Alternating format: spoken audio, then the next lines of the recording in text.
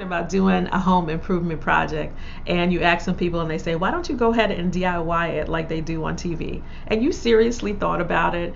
You don't have the time or the skill. Or you have done a DIY project before and it was stressful, it was disappointing, and you hated it. Are not alone. In fact, I think that there are some projects that are better off left to the professionals. My name is Carolyn Fleary, and I am a community guide and real estate agent, and I serve the amazing people of PG County and the surrounding area. And today I'm going to talk to you about projects that you should DIY versus projects that you should outsource. Let me know in the comments, have you done a DIY project that totally turned into a nightmare? So before we get into what you should outsource and what you should DIY, some prerequisites. I'm listening. The first one is go ahead and check with the city and county to see if you need to pull any permits for the project that you're considering.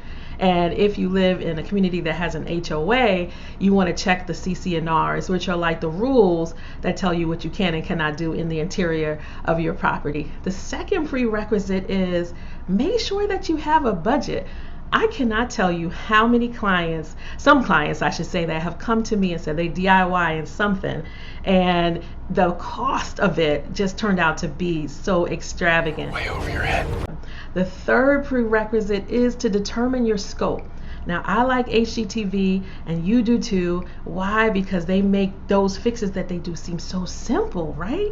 But it's only a half an hour, an hour show, and you don't see what actually goes behind the scenes. And there are things that can go wrong and actually do go wrong. So if you don't have the workmanship or the skills to do certain things, just leave it alone because it can be costly and it can be dangerous. Putting my crew in danger. Let's get right into what you should DIY versus what you should outsource.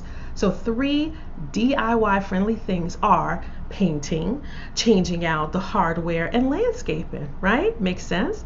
And 3 things that you should outsource are plumbing, electrical, and roofing. Also makes sense. Leave that to the professionals. So just remember, if you're considering a major renovation or a project, and you don't have the budget, you haven't looked into the permitting, and you just have not considered some of the other factors, this can really lead to Issues. You could get into debt, you could cause irreparable damage to your home as well, and you don't want that. And it could just be flat out dangerous. So if you have any questions on anything that I've talked about today, feel free to send me a message or use the link that's around this video to connect with me, and I am here to help. Thank you for joining me, and I will talk to you next time.